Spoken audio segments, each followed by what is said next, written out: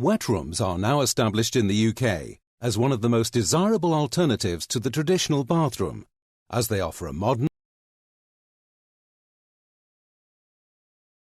Make sure that you have all the components for the top of the gully: tiling frame, 10mm spacer ring, floor drain base component and membrane clamping ring, height adjuster ring, stainless steel gully cover. Remove the membrane clamping ring from the floor drain base component. Place it to one side, as you will require it later for clamping the tanking membrane into position. If you forget to remove the clamp before the membrane has been applied, you will find it impossible to resolve the problem without damaging the membrane. The 10mm spacer is only required if the floor tiles are 16 to 26mm thick. Firmly press the tiling frame into the top of the height adjuster ring.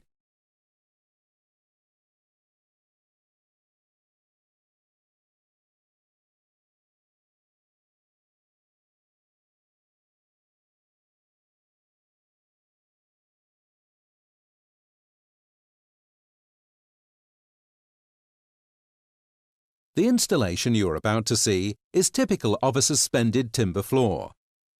The working area will need to be clean and free from dirt and dust in order to work efficiently. In addition, the existing floor will need to be checked for level. If it is not level and is found to be running away from the wet floor area, we strongly recommend that this is corrected. Once you have determined where the aqueduct will be installed, you can place it in position and carefully mark around the outside. After clearly marking this area, the aqueduct can then be placed to one side. Cut along the line you have drawn, taking care not to damage any cables or pipework that may be concealed beneath the floor. Here we are using a circular saw set at the depth of the floorboards. The floorboards are now removed and the aqueduct placed into the aperture to check for fit. The aqueduct will need to be fully supported to prevent any flexing. To do this, all four sides must be supported on timber noggins. These noggins must be positioned so they not only support the edges of the aqueduct, but also the cut edges of the adjoining floor. A plywood base must also be constructed to support the entire underside of the aqueduct. This can be done by fixing battens to the sides of the joists and installing 18mm plywood. The plywood base should finish flush with the top of the joists, which should in turn be level on all four sides. This is critical to the overall performance of the aqueduct, or the drainage will not work correctly. Once the noggins and batten have been secured, you can install the drain pipe and waste trap. Check that you have all the components for the waste trap. Optional 50 to 40mm reducer, waste trap with dip tube and 1.5-inch threaded waste fitting and tightening tool. Prior to connecting the waste trap, remove the dip tube and unscrew the threaded waste fitting.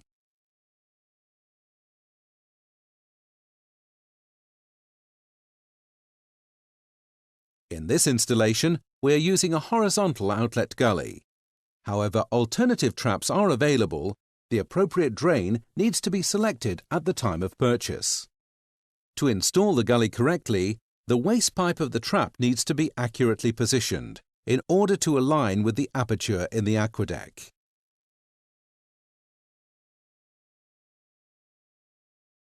The reducer and the trap are both coated with solvent cement and connected to form a good seal. It is critical the shower trap aligns with the centre of the aqueduct aperture before continuing any further. For ease of installation, you may also wish to prop up the level of the waste trap to aid in connecting the threaded waste fitting. Once the pipework and trap have been set into position, replace the 18mm boards and fix them into place using wood screws. Remember to cut a large hole in the centre board to allow access to the trap and to accommodate the strengthening ring on the underside of the aqueduct. Finally, Ensure that the joists and supporting boards are level before replacing the aqueduct. When you are satisfied that the levels are correct, secure the aqueduct into position using the screws provided. Should any of the pre-countersunk locations be inconvenient, the aqueduct can be drilled anywhere on its surface using a masonry drill bit. The surrounding floor must also finish level with the edges of the aqueduct. So if necessary, raise the floor level by adding a layer of plywood or raise the level of the aqueduct. In some situations, additional treatment will need to be carried out to the existing timber floor. This may require the floor to be overlaid with a tile backer board or suitable plywood.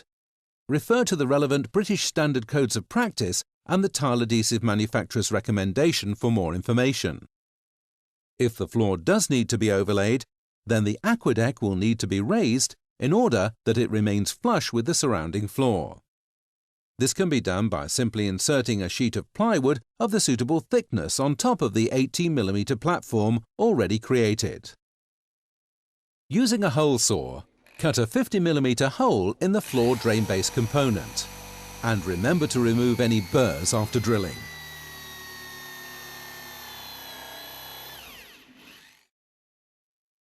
Place the base component into the recess in the top of the aqueduct and align the trap below with the 50mm hole you have just cut. Now fix the floor drain base component to the aqueduct by drilling and using the screws provided. Insert the 1.5-inch threaded waste fitting into the hole and using the tightening tool, tighten into the trap below. Leave the tightening tool in place until the tiling has been completed to prevent ingress of building debris. The first part of the aqueduct installation is now complete.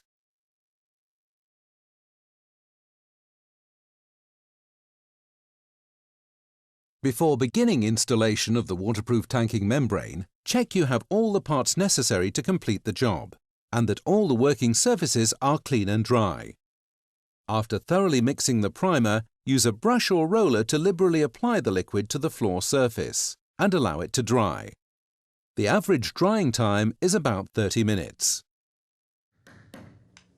If you're fitting a DeviMat underfloor heating system, you will need to create a small groove in the floor to accommodate the tube for the sensor of the heating system. This will need to be approximately 10mm wide and 10mm deep, and lined with a section of the waterproof tanking membrane.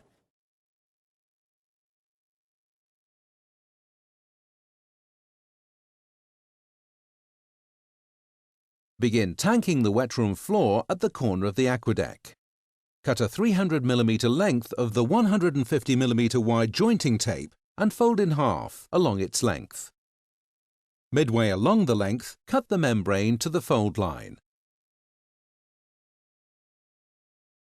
Remove the top half of the backing paper and press firmly into the corner, bonding the tape to the wall and overlapping on the floor where you have just made the cut. Remember to remove the protective top sheet to allow a secure bond at the overlap. The edging strips can then be applied.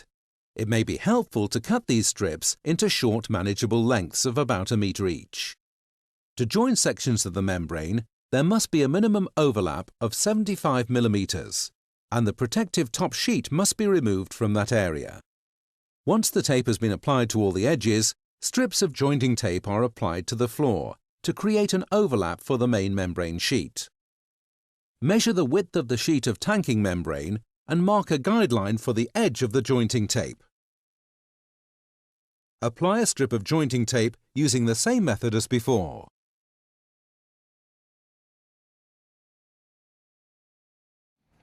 When applying the main roll of tanking membrane, it is easiest to first set out the sheet without removing the backing paper in order to establish the position of the waste outlet. Ensure the edges of the membrane are pushed up to the walls and using the heel of your hand, press the membrane firmly over the waste position to create an indent on the underside of the membrane.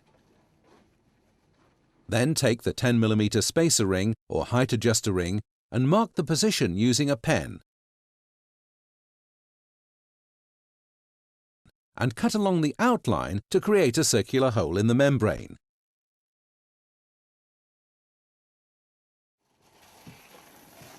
Remove the protective top sheet from the jointing tape and apply the membrane sheet in gradual manageable steps, peeling off the backing paper and smoothing out the sheet as you go. Repeat the process, butting each length of membrane sheet together.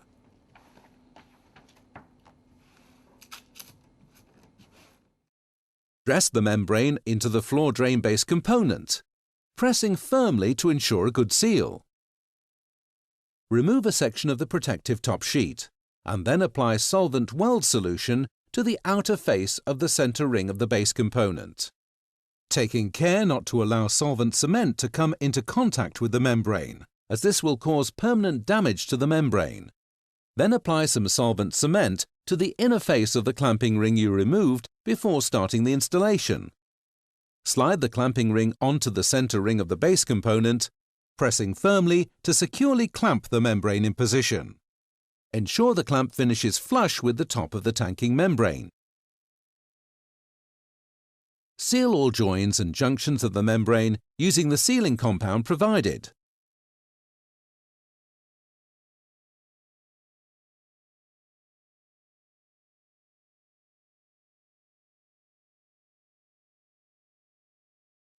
If you have any pipe work that penetrates the membrane, you will need to seal around the pipe using the putty provided. Please note, should any minor damage occur to the tile-safe membrane during the installation, it can be rectified using the repair putty supplied.